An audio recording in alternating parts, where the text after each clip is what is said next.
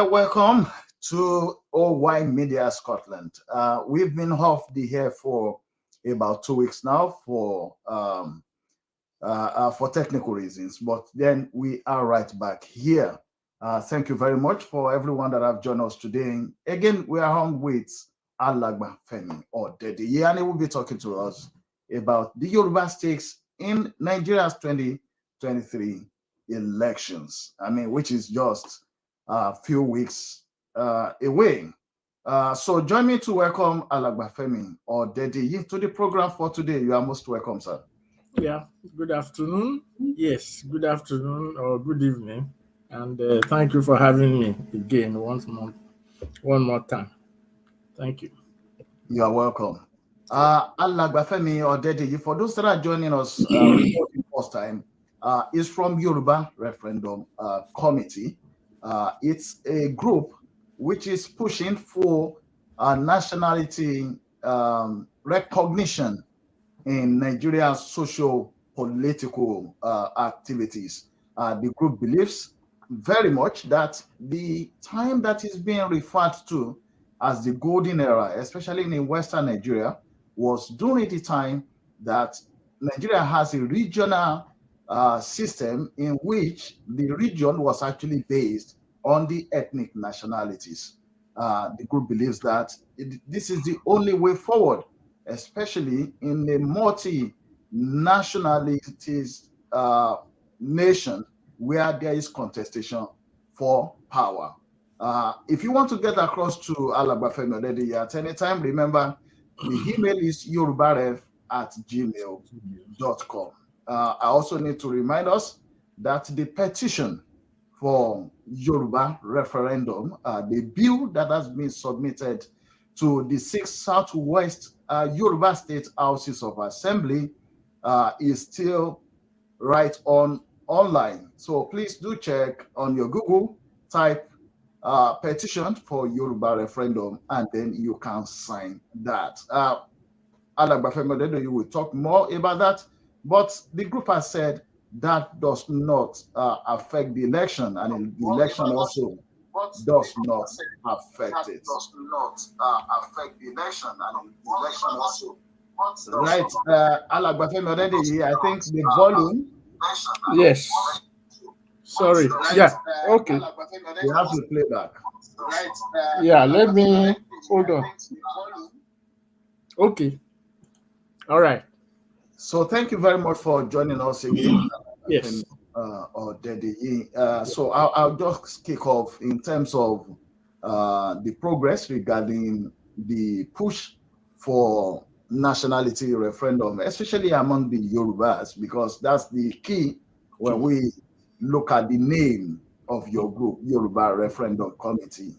Although you said that other nationalities were being encouraged to also adopt the same approach to resolving the Nigerian problem. In terms of the Yoruba referendum advertisements within the Yoruba populace, how is it going? What's the progress like? Well, let me say it is going well within the circumstances that we find ourselves. When we started, there were so many groups talking about Yoruba self-determination this, Yoruba self-determination that, and some of them actually started their own petitions, which created a sort of confusion. So people were asking us at that time whether they were the same or not. We had to be explaining to people why ours is different, and it was expressly stated on the petition website what we intend to achieve. But the euphoria of that time got the better of most people, especially when they started hearing promises of achieving their nation, sometime last year. So it created a lot of confusion. And then there was another petition that said that once they have 5 million signatures, They will take it to the United Nations, and everything will be all right. So people were shortchanged in the sense that most people did not understand what our referendum is all about, or even the purpose and the nature of a referendum itself. So they were confused, and they mostly went on the bandwagon of the Yoruba nation now and all that. So when everything collapsed, when they couldn't get their nation by the end of 2022, we have seen a sort of resurgence because people were disillusioned. And so the question now is, where do we go from here? So we are now able to now start pointing people in our direction, in the right direction. That one, all hopes are not lost. We are not, on our part as Yoruba Referendum Committee, our issue is with our local politicians, that is our state houses of assembly, to act on our behalf, to put the bill and pass it into law so that they can conduct the referendum as to whether the Yoruba people we want to come back together under a regional government, and so many powers that are included in the bill. So that is our focus, because we know that once we have been split into 6 states, not to mention Kwara and Kogi also, but let's limit it to our 6 states. Once we have been split into that 6 states, it will be difficult to have a common approach, not only to political developments, but also to economic developments, because each state will have its own relationship with the center. And then the question of funding and all that and all the rest will come into play. So we have to take care of that. That's the purpose of our referendum. And from there, we can then address the Nigerian problem. Okay, how do we want Nigeria to be? And how are we going to achieve it? So the referendum will have given us the legitimacy that we need to advance the struggle. That is the essence of it. And it is my hope that, and then, we still maintain contact with the Yoruba Nation Now people, and hopefully some of them they will not feel ashamed to make a reversal of their formerly wrongfully held beliefs and practices, because that is the problem. So they fell for those wrong approach, wrong analysis, wrong understanding, and therefore wrong expectation. So we are in the, and then I think so generally I think we are moving, and the situation is favorable to what we are trying to do. Okay, thank you very much for that. And quickly, let's just move on to the issue about restructuring. I mean, which is been clamored for, let's say, almost every 4 years, whenever there's an election coming up. But we know that the proponents of such have always dependent on the presidency, whoever wins. Yeah. So they are not actually even putting it across as a position, I mean, illegal or something that has to be legislated upon. They are not pushing it to the legislators, but they are banking on the presidency. And we've seen that it's never worked.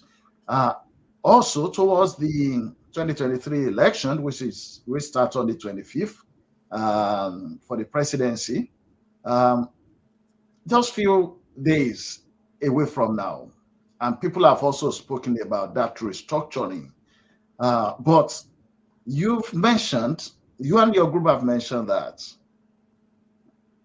when they talk about restructuring, who actually is going to be involved in the restructuring? Who is going to decide what has to be done or not? And you believe that if there's a referendum, that will be the democratic voice, the genuine voice of the people, not of the leader of a group or the leader of a religious sect or the leader of a community group or a socio-political group, but actually that it will be the voice of the people themselves. And you believe that this has more legitimacy than the sort of the one where probably the presidency will just select some people across the country and give them some money and ask them to come and sit down and talk about how the country is going to be restructured. We've seen it. You've mentioned quite a number of conferences that have been done. And of course, the last one, I mean,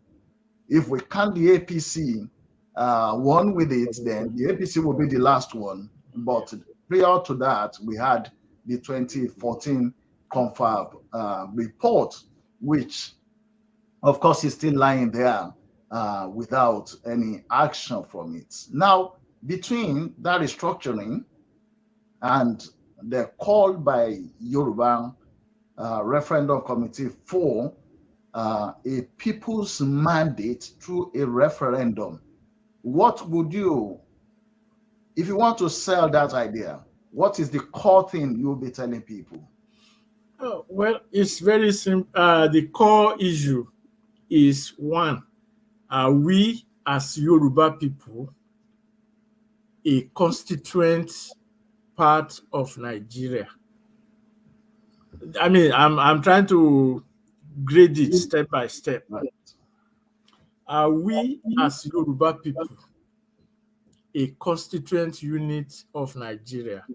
Or are we a constituent unit because I come from one state? But we know the answer, that Yoruba people are indigenous to Nigeria, just like other people, Ijaw people, Hausa people, Igala people, Igbo people. We are all indigenous to Nigeria. By virtue of that, we are the constituent units. But the legal foundation of Nigeria has removed, especially since 1966, because when we got independence, although there were 3 regions at that time, but the major parties in those 3 regions roughly reflected the nationalities we are talking about: the Western Region Action Group, East NCNC, and the North NPC. But, well, of course, the military came in and then everything scattered, and then they started creating states, and then they started making the states the federating unit. So they are now saying the Yoruba are not a federating unit, but Ogun State is a federating unit, which doesn't make any sense. So what we are saying is, if I'm going to put it strongly to, I mean, in a short manner to people, it's the way to emphasize, reverse, and recover your status as a federating unit is through the Yoruba referendum. Why? Because it satisfies the thing that the Yoruba people have voted on this thing. 2, the question on the referendum is whether we want the Yoruba people in all the states to govern themselves under one region, as we used to do. 3, it allows Yoruba people to use their experience, historical and contemporary, their existential paradigms, philosophy, morality, we say we are Omoluabi and all the rest. It allows us to make it an integral part of the laws and experiences of the new society. So we are not alienated from it. We are part of it because our experiences form part of the society. So all those things. And then in the most important part of it is the legitimacy it confers, because the referendum will come by law. That's why we went to the state houses of assembly to pass it into law. And then the state houses of assembly will conduct the referendum. So by virtue of which it becomes the law of the land, of all the states in Yoruba land. And when the referendum is conducted, and most of us agree that we need to be under one regional government, that becomes the law of the land. Now, when it becomes the law of the land, it gives it some validity. So the Nigerian government can now say, why are you doing that? Or they don't recognize it. But you see, you cannot de-recognize, you cannot deny recognition to the expressed, legal, and valid way of the people.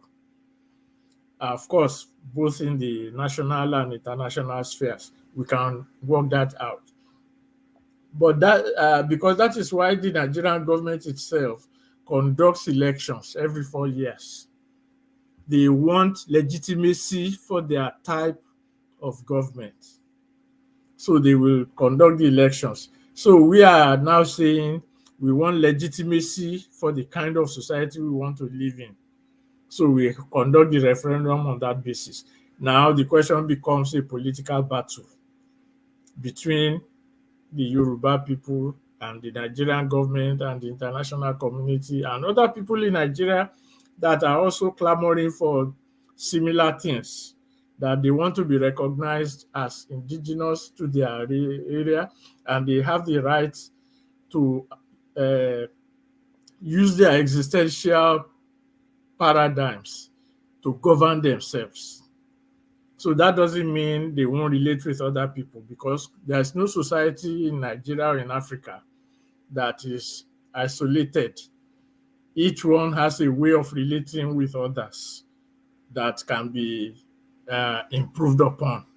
So, but that gives us that legitimacy to say, yes, this is where we stand on all matters. And then how we proceed from there, we already empowered ourselves by that act to proceed wherever we want to take it to. But without it, we will be like outsiders looking in. They will be doing their own thing, conducting their elections and doing this and doing that and doing all kinds of stuff. And we'll be outside shouting, no, we don't want it, we don't want that, we don't want that. So the same method that they are using to empower and legitimize themselves is the same method that we will use to legitimize and empower ourselves politically. And then we will now enter one trouser. Both of us. Yes. Okay, thank you. In terms of Yoruba demand for the presidency, Yes. do you think it's a misplaced priority if Yoruba is only demanding for a presidency, which lifeline is at least maximum of about 8 years, without having any other thing that are actually existential for the Yoruba people? Yeah, I mean it's like it will be like, let's even assume maximum. You know, the Yoruba spends 8 years. Obasanjo had spent 8 years before. He spends 8 years. Power will go somewhere else, unless if the Yoruba in power will now say nobody is going to get power again and then impose themselves, which is unlikely. But it will go somewhere else. So any achievement or anything, any advantage that you have now can easily be reversed. And in any case, Nigeria's resources are not infinite. So if, like we say, they have taken everything to the north now, the west gets there and takes everything to the west. By the time another person gets there and wants to take it, there may be nothing to take, or there will be a fight. So for us, what we are saying is the presidency is just a stepping stone. It is only a stepping stone. It is a stepping stone only because we have a Yoruba contesting. If a Yoruba is not contesting, we will not need a stepping stone. we will advocate, as we are doing, for that referendum as a matter of our electoral choice. But now that the Yoruba is contesting, we are now saying, okay, fine, you can contest and we will support you and we are supporting you. But regardless of the outcome, whether you win or you lose, our Yoruba referendum is a priority. And it's a priority because it doesn't even depend on the president or the presidency. It depends only on the state houses of assemblies. Now, of course, we know the president has influence and he can use his influence. Or yeah, it is welcome if we have a Yoruba president that we can easily approach and that can also influence the Yoruba state houses of assembly and probably other houses of assembly. Fine, no problem. But our major focus is on the state houses of assembly in such a way that regardless of what the Yoruba president does, the Yoruba people will legitimize their own demands. And the Yoruba president will have no choice but to recognize that legitimacy. Otherwise, he's setting himself up for something that may not be palatable. So what we are saying is, yes, it is okay, and we support it, like I said, and we have no apologies on that. Everybody is supporting their own people now. The Igbo are supporting Peter Obi, the North they are supporting. So there's no problem with that. But what we are saying is we are beyond that. We are looking beyond that. We want him to win, and hopefully he will win. But the point is, win or lose, we have to get our houses of assembly to pass the bill for a referendum into law and conduct the referendum. If he wins, the pressure on them will be from two people, from the Yoruba people and from the presidency. If he loses, the pressure on them will be from the Yoruba people. But regardless of the situation, there will be pressure on them to act on it. And that is our aim. And that is what we are doing. All right. Thank you. Now, coming around to the power of the people, because that's actually what democracy is, although we know that politicians or career politicians especially, they turn it about. But democracy is about the government of the people, by the people and for the people. So it means that when the public make a demand on their leadership, it should be respected as the value of democracy. Now, your group has put the bill before the 6 Southwest States Houses of Assembly, and you are calling for people to continue to sign the petition and also for the people to start interacting with their representatives back home, to start talking to them about passing the bill into law. In one of our programs, someone sent a message that is it not something that the group can do on its own, and pressure the members of the Houses of Assembly back home to pass the bill into law. Could you provide an answer that and also help us explain the power behind the people themselves speaking to their representatives and, of course, getting involved in this? Yeah, well, I mean, anything is usually always possible. Yes, it is possible for the group to do it itself, but the issue is this. If we say we want to do it ourselves, it becomes a, what do you call it? A civil, what they call civil society, a non-governmental organization. And then we'll be writing and going back and forth and this and that, and everything can be muddled up. So we are not a non-government, I mean, we are a non-governmental organization, but we are not an officially recognized NGO as they are recognized. We are a political movement. The referendum is a political issue. The whole question of governance or democracy is a political issue. Therefore, it becomes what we need to do is to make a political move to get it done. How do we make the political move to get it done? We don't have Nigeria does not allow for a political party to a regional political party. So we can't form a regional political party. If we have that, we can form it and campaign on that basis. But we can't form a regional political party. So that road is closed for now. We cannot integrate ourselves into any of the existing political parties. Why?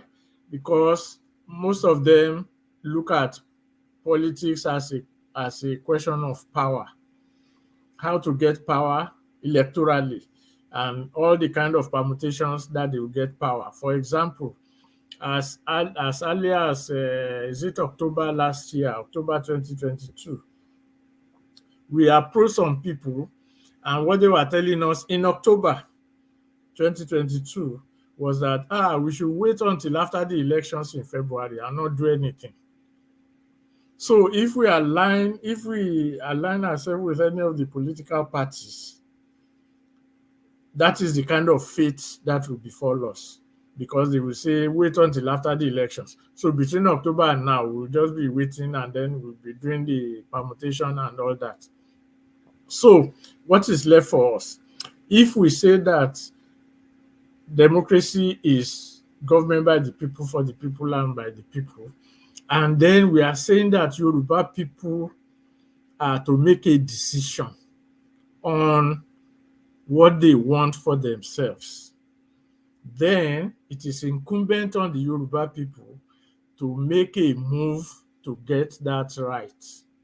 So it is the Yoruba people that will now impress upon their representatives as to what they want. And that is, so we are like a catalyst that, okay, we have the Yoruba people, you have the government, the assemblymen, but there's something that needs to be done. There's a bridge that needs to be crossed. So we have provided the bridge, and then we're asking the people to work on the bridge so that the government can listen to them. So if not, if we don't do it that way, the tendency will be for those in government and the assembly to look at us as rabble rousers, or people who are we had a meeting at one point with some people, and all they were after was how are we going to monetize, let me use that word, what we are doing. So you can see those in government can monetize it, like they take it to their committees and all that, monetize it, and the thing can die there.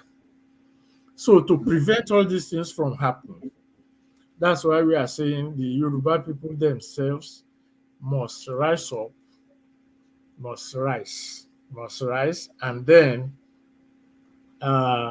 put pressure on there. Because again, when you are talking of, even in what they call advanced democracies, you have what they call lobbying. Yes. You lobby your legislator.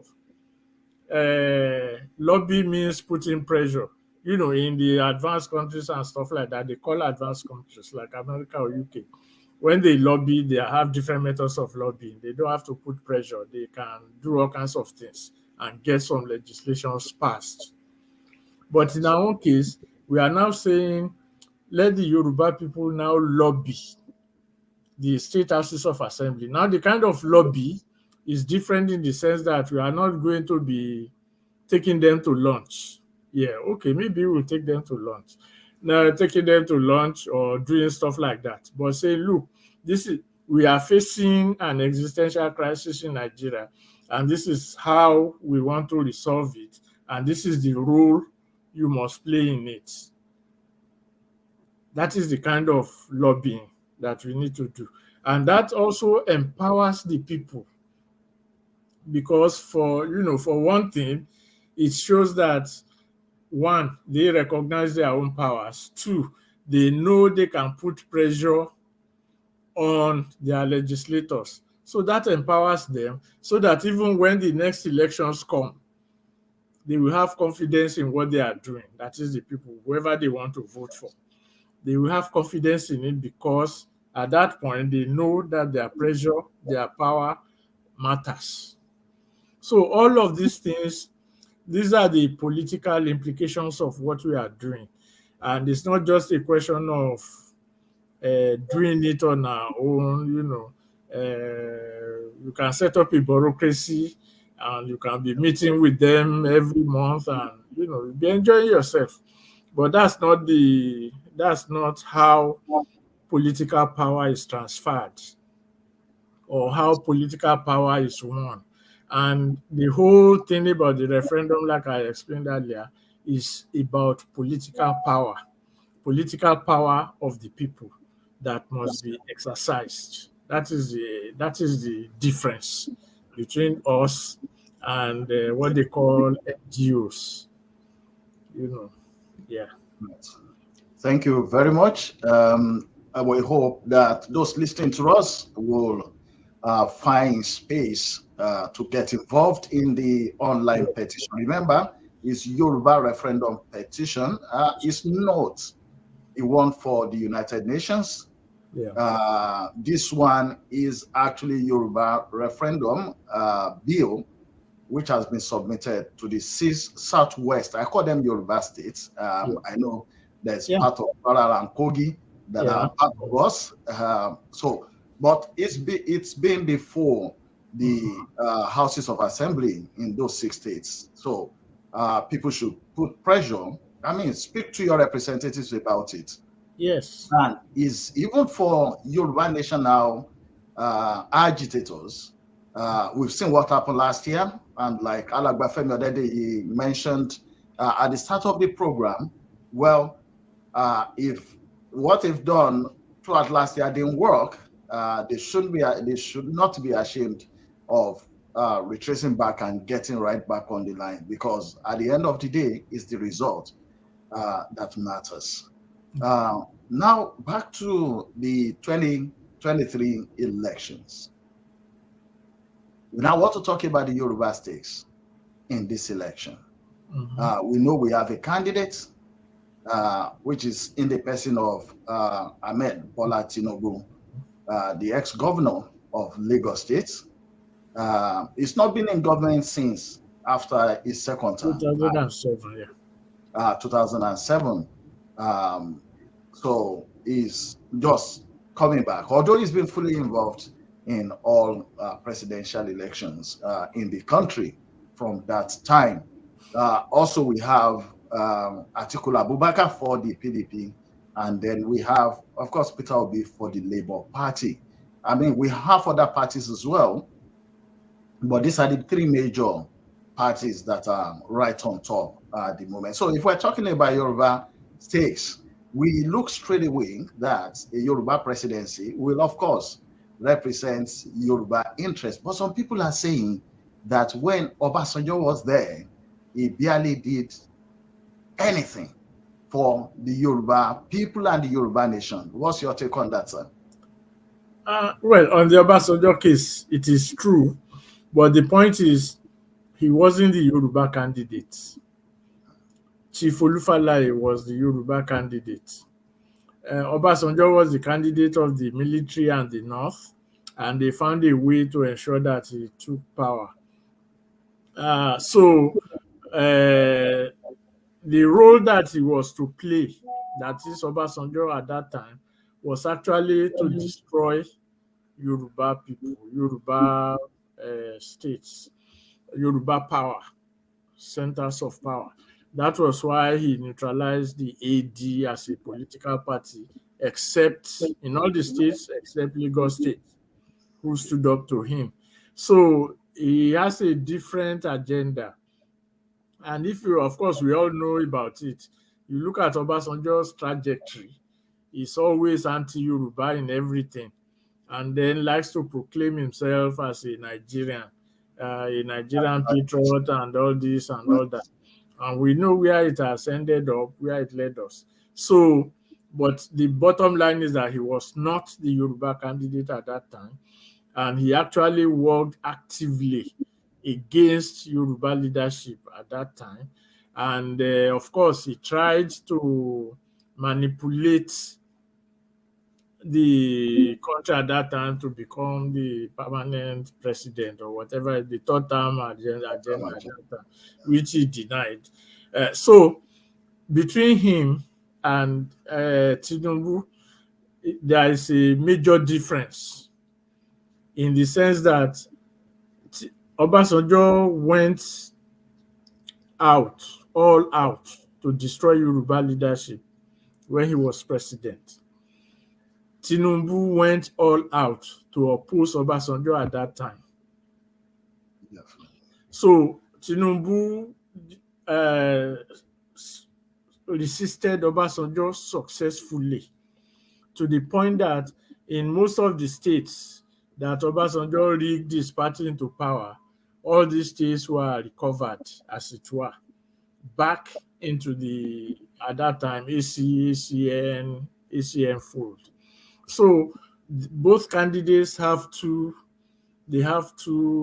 divergent opinions and attitude toward Yoruba land. So Obasanjo has done his own, and even up till now, he's promoting a non-Yoruba to be president. He's promoting a so, and that's what he has been doing all along. So it's not strange that he will be doing that. Now, this one that we have, Tinubu, that is contested, like I said, he was the opposite of Obasanjo at that time. He stood up. That's why, when they want to crack their political jokes, they call him the last man standing, because he was the only governor that stood against Obasanjo at that time, and he was able to withstand it. He was able to retrieve the mandate of the progressive wing of the Southwest at that time in Osun Ekiti. Tried it in Ibadan, and stuff like that. So Tinubu has a trajectory that can be relied upon of what he has done, even if that is the only thing he did. Because when we are talking about regional, we want to be under regional this, we are Yoruba people as a component of Nigeria. Yes. If there is no symbol of regionalism, it will be a more difficult task to fight. Because at that point, because each state is beholden to the center. That's why you can have, when we have 6 states, and you have 2 or 3 different parties ruling all the states, and one of them is controlled by the center, then all they will be doing will be fighting for survival. Sure. But Tinubu broke that jinx by changing the narrative, the political narrative, in such a manner that his party, the ACN, that now became the APC, became once more dominant, except the recent election in Osun and probably in Oyo State. But even then, you discover that the politics of Nigeria itself is now in favor of the other states, APC states, because the Yoruba people in PDP are saying, what kind of thing is PDP doing, with the way they structured their presidential candidate. So I don't know where your government stands, but chances are that they will want to support the Yoruba candidate in the coming election. So all these things mark Tinubu as different from, because one, the regional symbolism is there. Right. Yeah, the symbol, the regional, and we need that to, not that it's absolutely necessary, but it's important that we have that regional symbolism that will push that regional agenda. Without that regional symbolism, if you look at Nigeria, even in its tripodal stand, the Yoruba, the Igbo, and the Hausa Fulani, though we are more than that, there are more nationalities than that. You can see that when the North can easily rally round and push in one direction. We have seen it over and over. Of course, the East, they do their thing with today they will want to go, tomorrow they will want to rule. So they know how they play their game. But for us, without a solid regional center, there will not even be we will not even be able to harness our regional power, because everyone will just be for himself or herself. And that's been the history of the West. So that regional symbolism is very crucial, very important, and that is what Tinubu represents. Now, if he fails, that is, if he loses the election, Yeah. it doesn't remove that regional symbolism. It is just a question of, okay, so what do we do with that defeat? Now, if he wins, it enhances that regional symbolism, which also translates into, even with it, so what do we do so that we don't get caught flat-footed next time around? So in all aspects, we look at it from that angle. And then, what's the Obasanjo's name? Obasanjo didn't even, and still don't consider himself as a Yoruba person. Although when it suits him, he will go to Owo and call himself the Balogun of Owo, and then start running around with when it suits him. But when it comes to general Yoruba issues, he is anti-Yoruba, and we all know it. So it's not that one is against him. We all know it, and he doesn't deny it anyway. So that's the difference between the two, and that's why it is important we get this referendum going, because whether Tinubu wins or loses, if he wins, he will spend 8 years. If we don't get it done before or within that period, we're back to square one. If he loses, we are even in more danger, because we have been victims of both the North and the East in the politics of Nigeria. We know what happened in the First Republic, how they conspired to destroy the Action Group, and it has been going on all along like that. So we are if Tinubu is the regional symbol, the Yoruba referendum is the how do I put it? If Tinubu is one leg of the regional symbol, the Yoruba referendum is the other leg Second leg. of the second leg of it. So that it will be nice if the two legs exist, but the point is there must always be one leg, minimum. And that is what the Yoruba referendum represents. Okay, thank you. A quick question. Yeah. Is there fairness in the contestation for power in a multi-ethnic nationalities nation? Even if it is a single nationality, power contestation has nothing to do with fairness. Now, fairness is expressed as democracy. You can vote. Everyone has a right to vote. That is where the fairness ends. But the contestation for power itself, which will now depend on those votes, is not a question of fairness. It's a question of your political, can I call it political sagacity, political strategy, political tactics that can place you ahead of your opponents. It's a contest for power. So when you contest for the power, that's why parties have primaries. That is why in the US they call it primaries, although they have copied it in Nigeria now, they call it primaries. I think in the UK they have party caucuses and stuff like that. Yes. Yeah, backbenchers and all that. So that's why you have those things, so that within the party,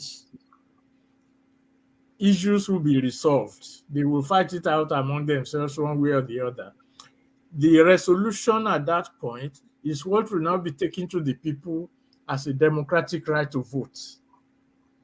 So the fair, and that is where the fairness comes in, that, okay, we have 5 parties, they have sorted themselves out. So among the 5, which one do you choose? Then all kinds of things will affect the choice also.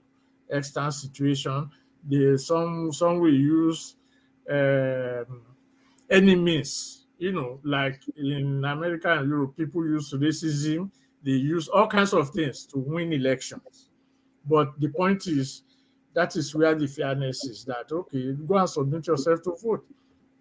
But before then, you have battled it out and struggled it out within your, and that has nothing to do, it's just purely a question of power and the kind of forces you can muster to your side. In the UK, what was her name? The last British PM before this guy. Straw. Liz Truss, Yeah. right? How many Yes. days did she spend? 6 or 7 days, right? Yes. Okay. And I think in the 60s or 70s, one of them spent even 1 day, Douglas Hume or somebody like that. Okay. So you will see the nature of power struggle, power intrigues, power. So the kind of forces you can muster to your side at any point determines your success or failure. Fairness is not saying, okay, I'm not going to contest. What example can I use? Okay, because Lagbaja is contesting, I'm not going to contest. That is not even fairness, because you may refuse to contest based on several considerations. Like, maybe the guy has done you good before, maybe he is a strong pillar in the community, maybe you have looked at your own resources and you have seen that there's no way you can compete with that person, so you can make a tactical withdrawal. Or maybe the guy called you and said, look, if you step down for me, I will give you this. And you say, okay, yeah, fine, why not? So all kinds of things like that. So when they introduce fairness into this thing, it is only at the point where they have resolved the power issues. It's a power contest, and the power means use of force. Now, when I say force, I'm not talking about violent force. Your electoral force, your political force, your political capacity to mobilize resources and forces in your favor within the context of that struggle. So if you go to a primary election and by your sheer force of personality, you are able to attract people to your side, that becomes the force that you have. And if you are confident of it, you will say, yeah, let's go for it and fight it out. I will use an example. There are many, even as we are talking, I think there were 2 primaries that was held in the UPN in the Second Republic, that Awolowo's candidates lost in the primaries. Yes, the party primaries, that the candidate that Awolowo supported lost. So is that, will you say that is fair? At least people should say, with Awolowo on his side, people should say, okay, no contest. No. But Awolowo obeyed. I said, okay, fine, if that's your choice. So it's not a question of quote unquote fairness. The fairness is in when everything has been done, you just go to the polling booth and you vote your choice. That is where the fairness comes in. Outside that, it is a question of a balance of forces, the kind of forces you can muster to advance your cause, and not just some abstract notion of fairness and equity and all that. No, political power does not operate that way. Okay, thank you, sir. We've looked at the presidency of Ahmed Bola Tinubu, being a Yoruba person, and also from his antecedents or trajectory. especially in standing for the people. I mean, people might have personal things or other things against him, but so far, regarding the presidency of Obasanjo, he was able to stand his ground. And like you also mentioned, at the time now, he is supposedly the Yoruba candidate and the race. So it's believed that with a Bola Ahmed Tinubu's presidency, uh, Yoruba people will benefit, but also, just like your group is saying, that it's not just even about his presidency, but we want to ensure that the people have a right and they were able to exercise that right of a referendum to decide how they want to be within Nigeria. So you believe that it might be easier with somebody that is Yoruba that understand what is really at stake uh, than any other person. So Yeah. I mean, we've take that part. Now with an Atiku's presidency, what stake has Yoruba got? Well, number one, the fact that Atiku campaigns on his Fulani identity. He doesn't hide it. He has said this several times. He has even said the North should not vote for a Yoruba or a Southerner. He has done that. And then the fact that his party that's why I'm talking about fairness the other time, that in his party it was said that they should rotate the presidency, that the presidency should come to the south. Now, ordinarily, fairness, you say, yeah, sure. But what happened? Each one rallied his own forces, and then you have another Fulani man contesting the presidency. So if he wins, that will solidify what we call Fulani hegemony in Nigeria. Because, of course, we know what is happening with the current hegemony led by Buhari. So to be replaced by an unrepentant and unapologetic Fulani again will simply continue on that road. How will that affect the Yoruba people?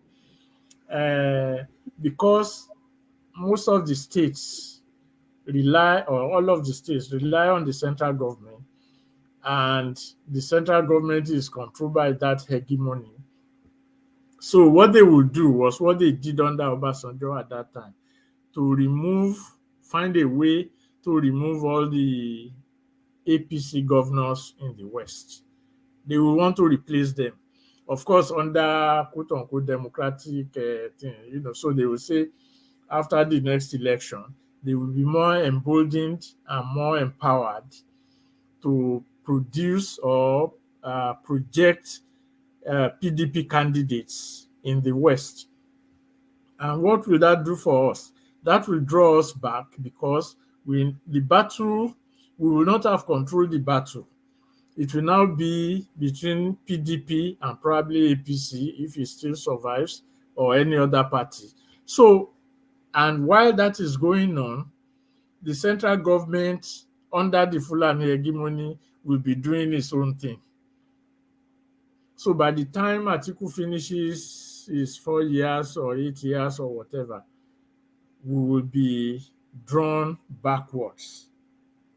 And by that time, what you will find is you have PDP people in Yoruba land who will be jostling to become president after Atiku. So everything Yoruba will be on the back burner. It will be back to square one, like the Obasanjo Tinubu thing. Unfortunately, at this time, we won't have a Tinubu to probably, because I don't know. I mean, we still have APC governors and we still have some of them that can stand up. So we'll be back to square one, and we will now, there will be no regional symbol at that time, because they will be fighting for their different survival. And considering how Tinubu is being treated by a section of the Yoruba people, I doubt if you will find such a symbol that we want to put him or herself under such a crossfire after this, after this. So the danger there is very real. Now, it's a different thing if Tinubu loses in a free and fair election, and if he loses, then we can retreat and replan. Then it becomes a question. Even then, let's say he loses to Atiku, because the symbol is still there, we can replan, and then we can, see what we can do about these things and stuff like that. So that's why it is important that we recognize the what I call the unity between a Tinubu presidency and the Yoruba referendum or Yoruba self-determination or Yoruba regional symbol.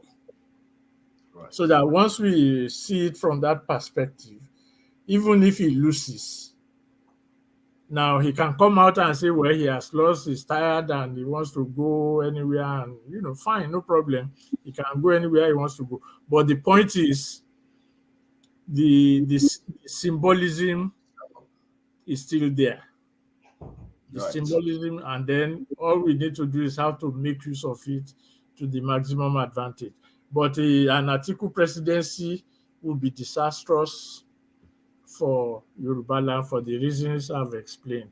And if it comes to that, we just need to ramp up our referendum process, because that is the only thing that we have that can stop the rampaging hegemony that will come with an Atiku victory.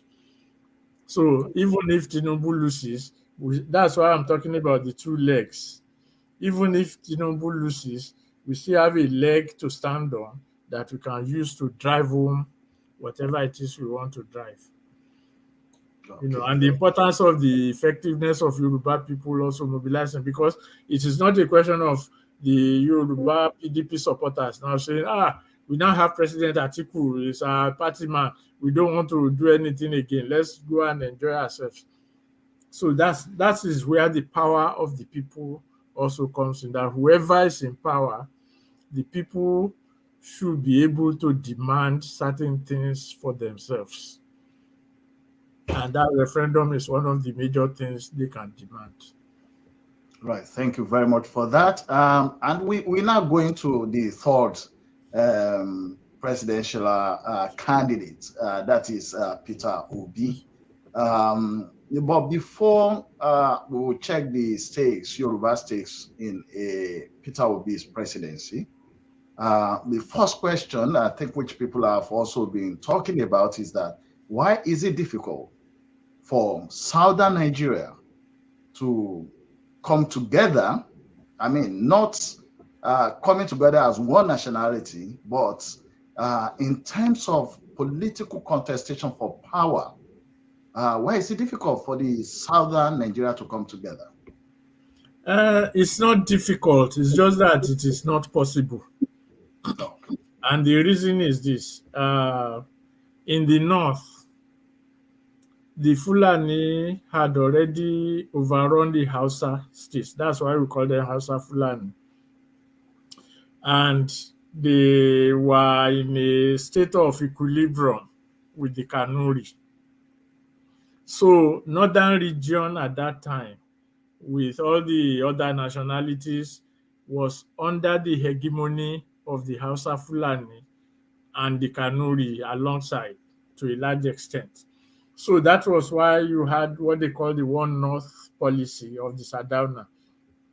And actually one of his private secretaries was even a Yoruba man, Sunday Awuniyi, I think. Sunday is the first name. Awuniyi from Kogi State, Okun land, in Yoruba land. So they assimilated all the nationalities into their own paradigm.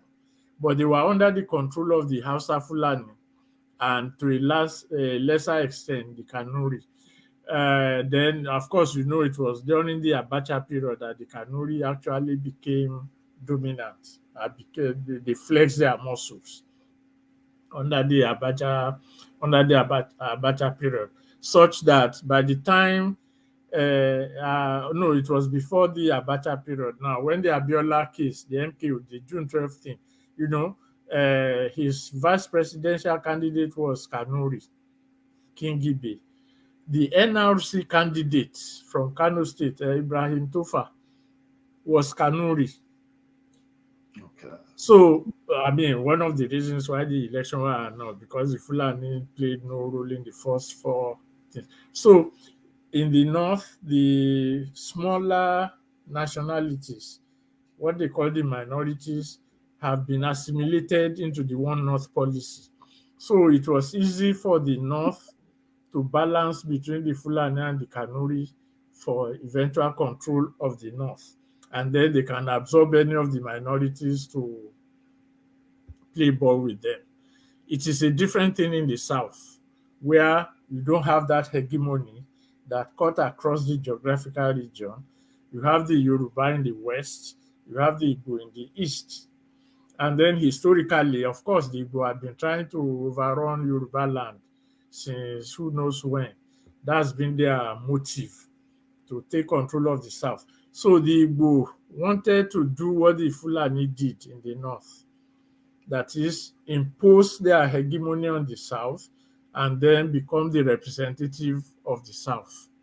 So that's why I said it is not possible, because they couldn't, and so far have not been able to overrun Yoruba land and impose their hegemony. So to talk of a quote-unquote southern something is not possible. And then you have the Ijaw, you have all the people, and then even in the east itself, you have the non-Igbo Easterners who are not welcoming to Igbo hegemony. So you have all these things that are happening, and since the NCNC failed in its bid to overrun the West in 1951, then the thing just became, and of course by the war and all the rest of it, when they tried to overrun the West. So it's not a possible thing, it's not a realistic thing, and that's the reality. And of course, we Yoruba don't want it. Yeah. Yeah. Okay, thank you. Then now let's go to Peter Obi's presidency. In the case of Peter Obi's presidency, Yeah. what stakes have Yoruba got? Okay. Well, the first thing is we will lose Lagos as a Yoruba city if Obi wins, because right from the anti-colonial period, there was a in the East, I think in 1949 or something, the Eastern Legislative Assembly actually met and declared Lagos a no man's land. So that is the source of all these things that you have people saying Lagos is no man's land. They are the ones that developed Lagos and blah, blah, blah. So if Obi wins, that is the first casualty. They will take Lagos by hook or by crook. When I say by hook or by crook, Obasanjo attempted to take it, but Tinubu resisted. At that point, Obasanjo was not a favorite of Yoruba land, so he couldn't garner any support. If Obi wins, because they have been all over the place and projecting that they have this, they have that, with the central government behind them. And because of the activities of some Yoruba elements in Lagos, especially when they when Tinubu is their major enemy and stuff like that, it will be easier for him to achieve. because at that point in this era, if Obi wins, the governorship of Lagos will be under threat. And to summon the political courage to fight an Obi presidency would be minimal if other Yoruba states do not rally around him in Lagos. Okay, so that is one. Two, aside from Lagos, the Yoruba will lose many of. Okay, look at Ibadan. What happened in Ibadan a few weeks ago, where the Igbo community went to the Olubadan, make him a chief. I actually was expecting some elders from Ibadan to have spoken about it for the Eze Indigo in Ibadan, conferring a chieftaincy on His Imperial Majesty in Ibadan there. In Ibadan. Now imagine what will happen. Now under Jonathan, the same people said that they are more than the indigenous people in Yoruba land in Ibadan. The same Igbo people under Jonathan, they claimed they are more than the Yoruba people in Ibadan. So imagine what they will do under an Obi presidency to Yoruba land. Not to talk of other places so in Yoruba land where such things happen. And then where you have all the Indigo all over the place, laying claim to indigeneity. And that is one thing that we should not even forget, that even in their constitution, both with Atiku and the Obi presidency, or when they say they want to make anyone who lives in any area for 5 years, or is it 10 years, becomes an indigene of that area. So all these things will just come into play. So we, aside from other things, so Lagos is too strategic for Yoruba people to lose. So, and that is where their eyes are. You only need to read their thing and what they are doing and what they are saying and all that.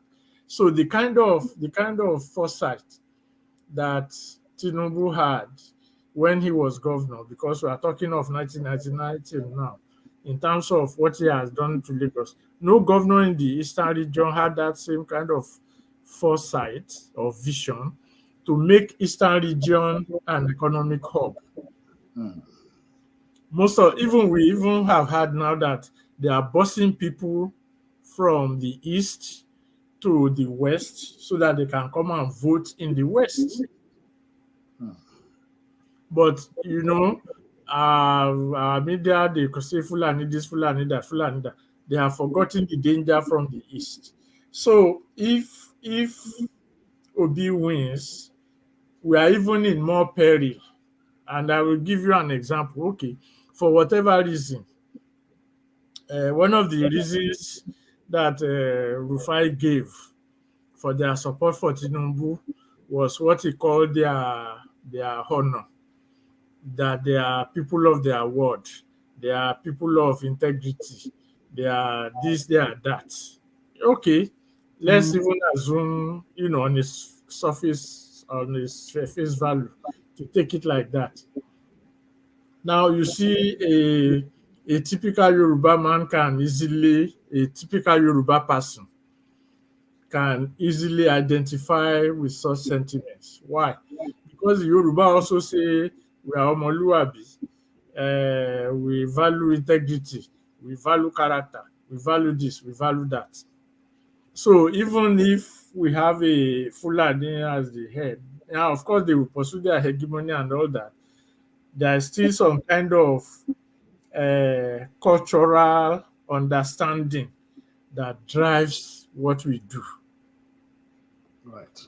It's not the same with the Igbo, who have no such cultural experience. They never had what we now know as traditional rulers until the British appointed warrant chiefs for them. So the whole question of community is strange to them, and that is what they will import to Yoruba land once they have the central. Because everything we are talking about, Fulani hegemony, Igbo this, Igbo that, Fulani this, Fulani that, everything is dependent on the power of the central government. Without the central government, Fulani hegemony will be nothing.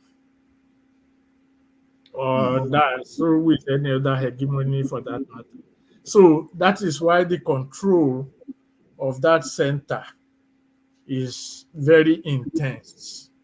And because even the Obasanjo we are talking about, if not for his being the president, he would not have dared do what he did in Yoruba land.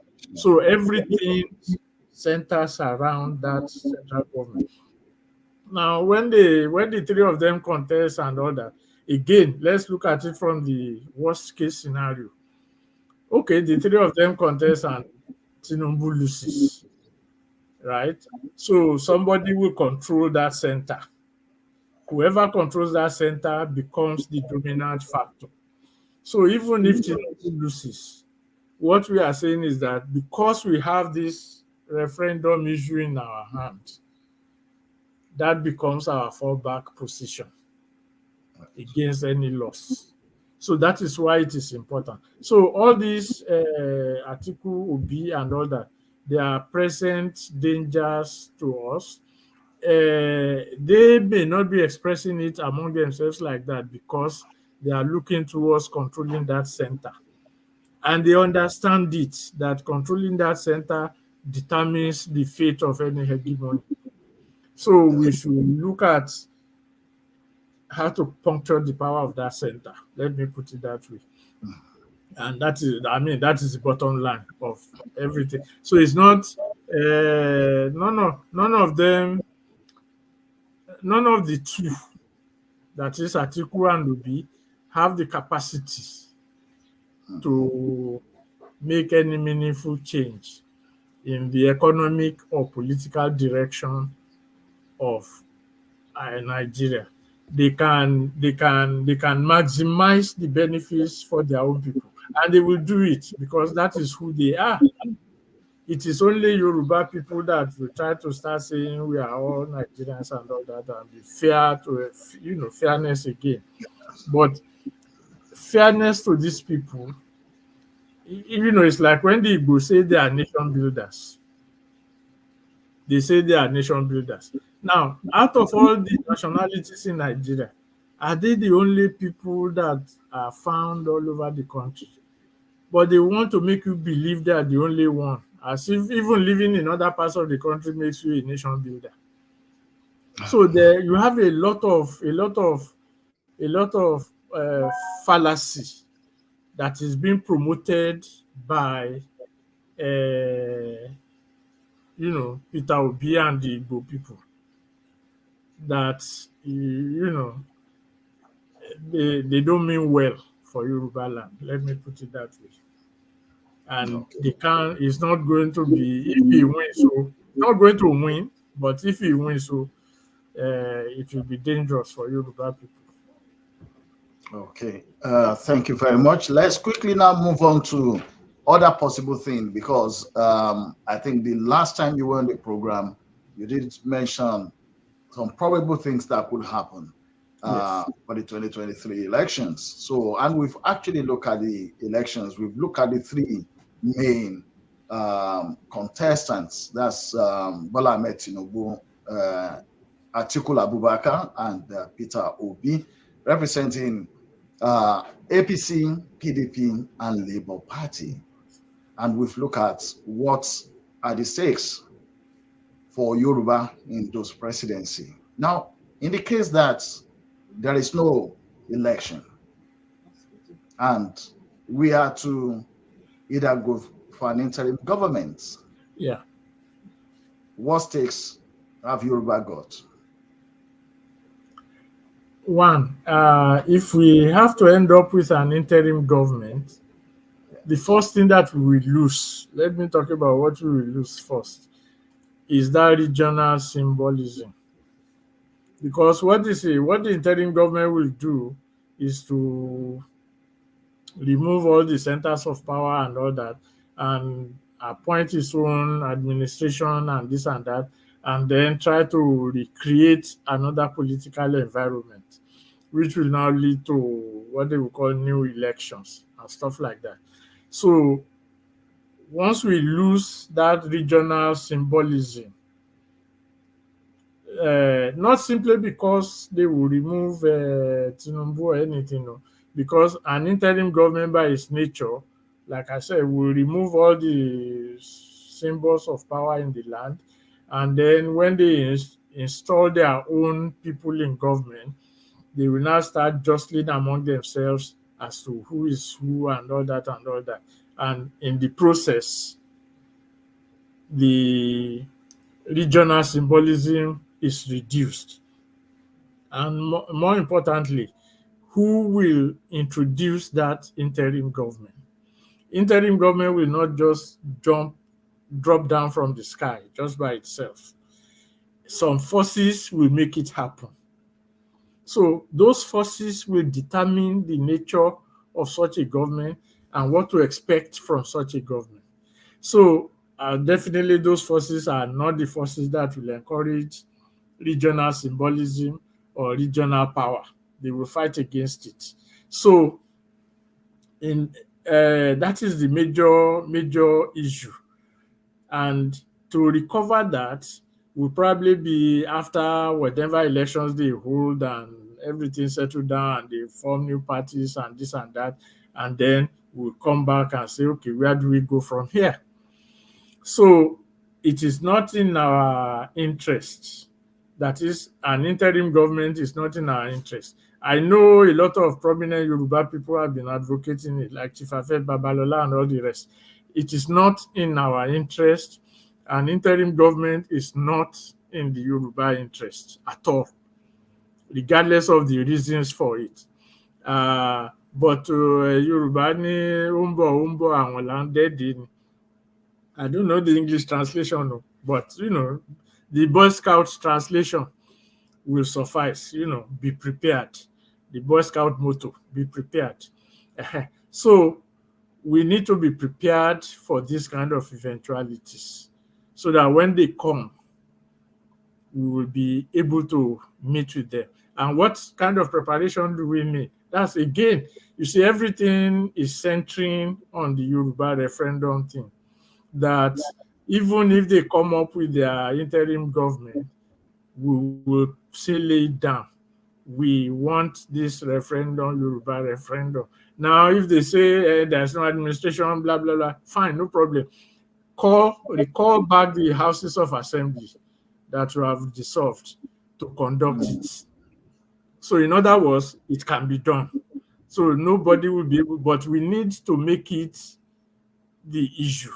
That is again where the power of the people comes in, that we need to make it the issue. So anything that comes in, it becomes an issue, and any excuse that they bring, we have an answer for it. Sure.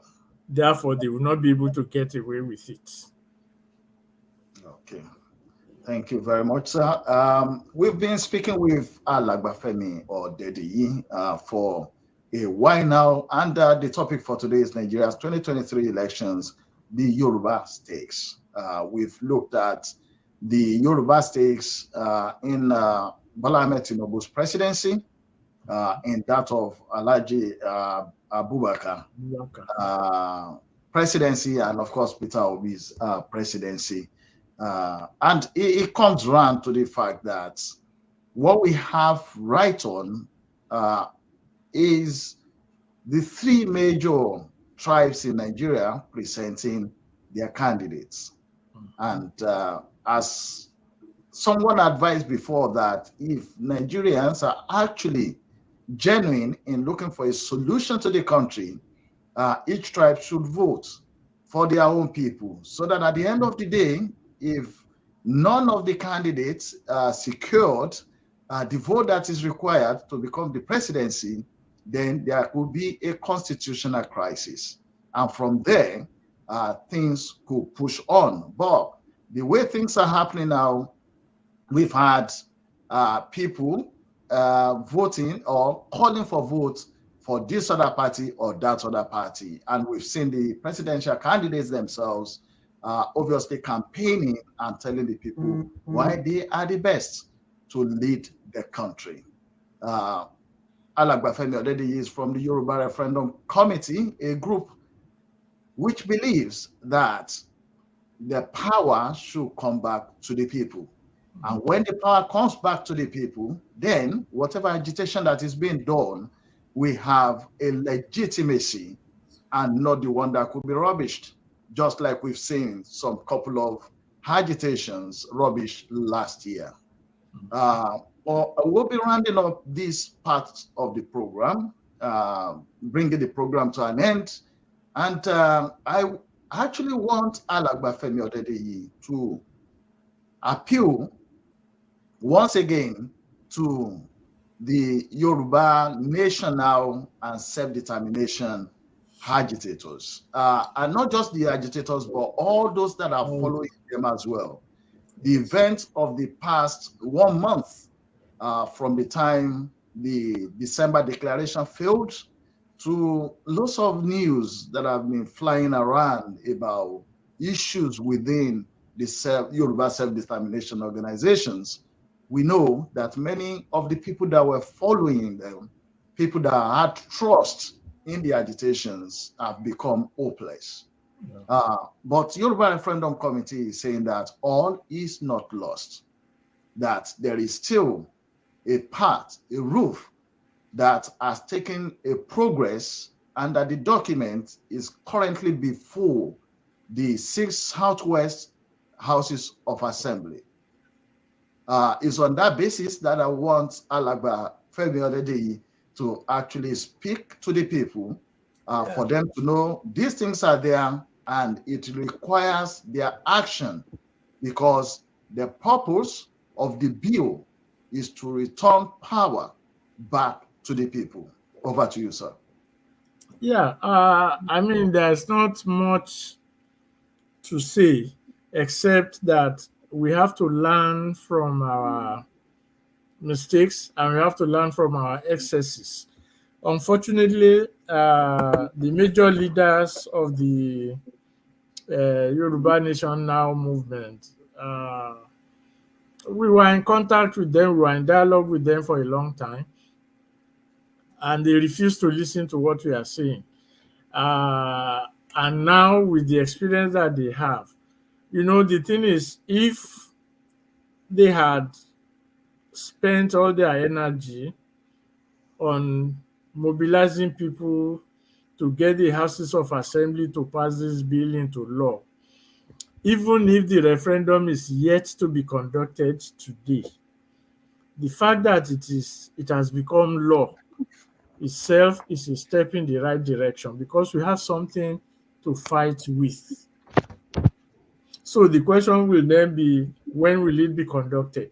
And they will say after the election. Okay, fine, we'll wait until after the election to conduct it. But they didn't listen, and the situation has become what it has become. There's nothing we can do about that. But the point is, all hope is not lost. All hope is not lost because the road is still available. The road is still open. That is, the road to the Yoruba referendum is still open. All we need to do is to rally around it and then make it happen. Slogans by themselves don't win any battle. Slogans may be helpful in mobilizing propaganda and all the rest, but that's the end of what a slogan is. And unfortunately, most of the leaders of the Yoruba nation now fail to educate the people. They were using examples that were incongruent with the Yoruba case. So that further fuels a lot of ignorance, a lot of ignorance in people, and that also weakened them. I'm trying to be very cautious in what I'm saying. So what I will say is that people should go into our bill for referendum, the petition, which is on change.org. And I don't know whether the host can put the link on for us to see. You will read everything about why we think that is the way to go. It is there. It has been there for years. So it's not something that we just made up overnight. And when they were saying there will be no election there will be no election this, there will be no election that, maybe that is what we are seeing now.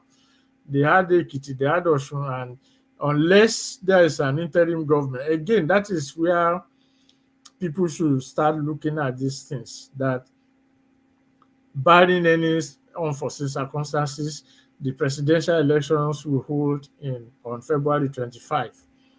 Now, if any unforeseen circumstances should occur, who are the forces that will bring it about? The Yoruba nation cannot bring it about. Nobody in the Yoruba nation movement can cause the elections to be postponed. But there are other forces beyond Yoruba nation movement that can cause it to not to hold. So if those other forces cause it not to hold,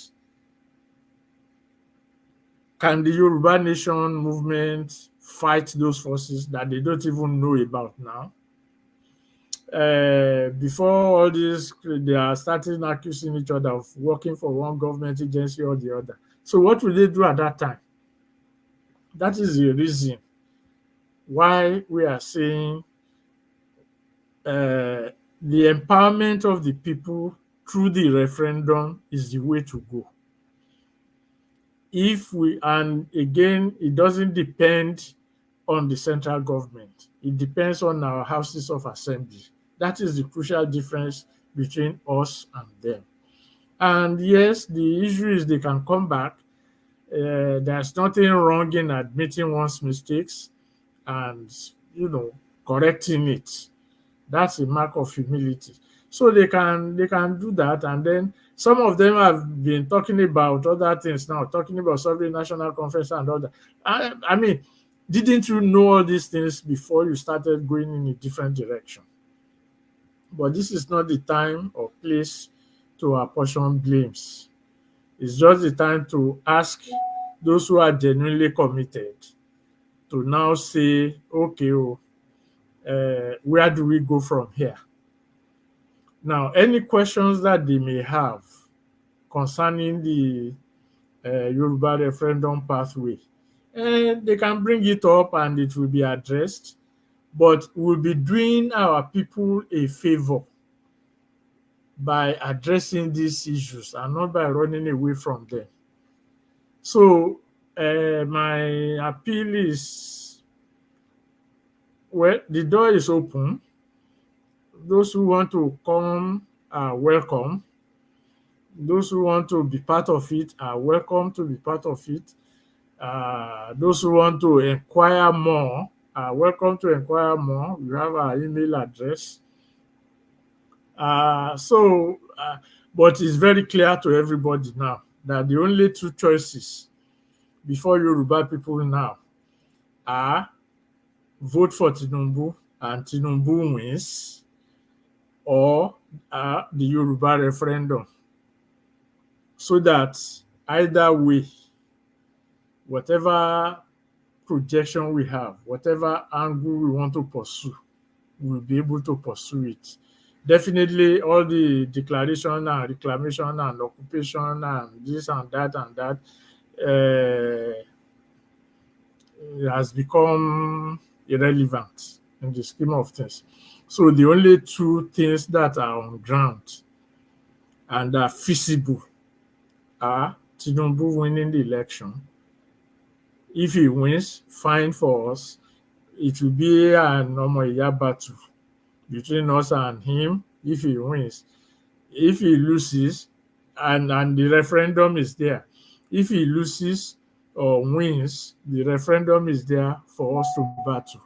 So If he's the president, he can't turn his back against the referendum if we mobilize enough for it. If he loses, he will have no choice. In fact, he might not even be part of it at that point anymore. But the movement will still continue. And that is the nature of every struggle that we know about.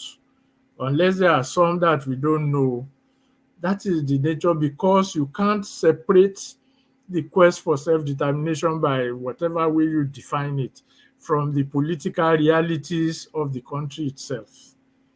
You can't separate, you can't just say you are different because you are a civilized people. Therefore, the United Nations will give you independence, and all kinds of things like that. No, it must derive from and be part of the political process that is taking place in that country.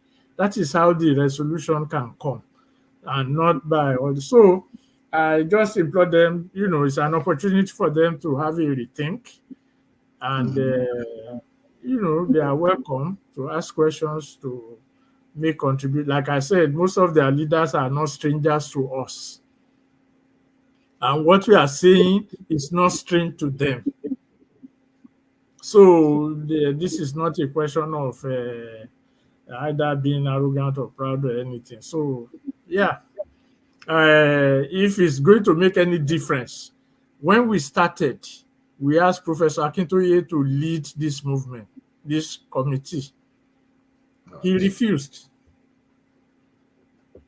That is just a grain of it, because we don't want to get involved in squabbles. But just to tell you how we have evolved, the road we have taken. That is how to tell you that, So let's, I hope they will see reason and work. Okay. Thank you very much, Alagba Femi Odedeyi, for your time. And I believe strongly that the people are taking all those things on. Yeah. Like we're told some people that you don't really have to like a political figure, but you need to look at what is at stake. Yeah. Especially in Nigeria today, where we have people from the side of the current presidency encroaching and occupying the spaces of others and even hacking them to death for complaining that they took over their land. So, as Yoruba, we don't have to like Tinubu, but we need to think about our existence. Until the next 2 weeks, when we'll be coming right back again, I'm sure we'll be very close to either the election No, the next 2 weeks, that will be the Sunday after the election. No? After the election. So it will be the day after. Yeah, maybe we'll have had result then, because at times it's almost about over 24 hours or 48 hours before the election actually the result. Yeah, at least we'll get some stuff, But at least we'll be able to bring you some news. Yeah. And we're hoping that they're going to be good news. Yeah. But like Mr. Alagba Femi Odedeyi said, whatever happens, Yoruba should have a demand. Yoruba should have something to hold any of the candidates if they become the presidency to, including even if the presidency is Bola Ahmed Tinubu. The priority for Yoruba should not just be the presidency, but other things that have to solidify the future, the peace, and the well-being of the Yoruba community and Yoruba people within Nigeria. According to history, there's never been a time when the Yoruba have gone to other parts of the country to lay claims to lands. But unfortunately, this is what they've been subjected to by the other two major tribes. So this election should be decisive. And for you as a Yoruba person, because we're talking about Yoruba existential matters here, you need to think over and over again and don't be misled by the social media hype. Until we see you in the next 2 weeks, I mean, that's for signing out. Alagba Femi Odedeyi, thank you once more for coming on the program. Thank you. Thank We thank you very much, and we're hoping to catch up with you in another 2 weeks. you. When President Asiwaju will have been declared. Yes, That's hopefully, and then, hopefully. And that's when the When second the ballot real job starts. Yes. yeah, and that's what we want to get to our people. Yes. Yoruba Referendum Committee is saying it's not just Asiwaju Bola Ahmed Tinubu becoming the president. If he becomes the president, the struggle for Go the Yoruba referendum straight to the Yoruba referendum. has just started. In fact, that's the first thing that we'll be confronted with from us. So I don't know about other groups, but this is what we want. Period. And then we move from there. Okay. So thank you very much, sir. Again, if you need to get across to Alagba Femi Odedeyi, the email is yorubaref@gmail.com. Or if you drop a comment for us on this program, we'll definitely get it across him and his group. Thank you again, Alagba Femi Odedeyi, as we sign out just now. Thank you. Thank you very much. Right. Thank you, everyone, for joining us again on the program today. You've seen that there are quite lots of things to talk about. And of course, in another 2 weeks, by that time, hoping that everything goes on well, we should have a president by that 2 weeks. Or probably we'll be still sharing the results by the time we come on the next 2 Sundays. Thank you for always being here with us. And that's me signing out. Samuel Oludare Yerokun is my name. And I'll catch up with you next 2 weeks by God's grace. Bye for now.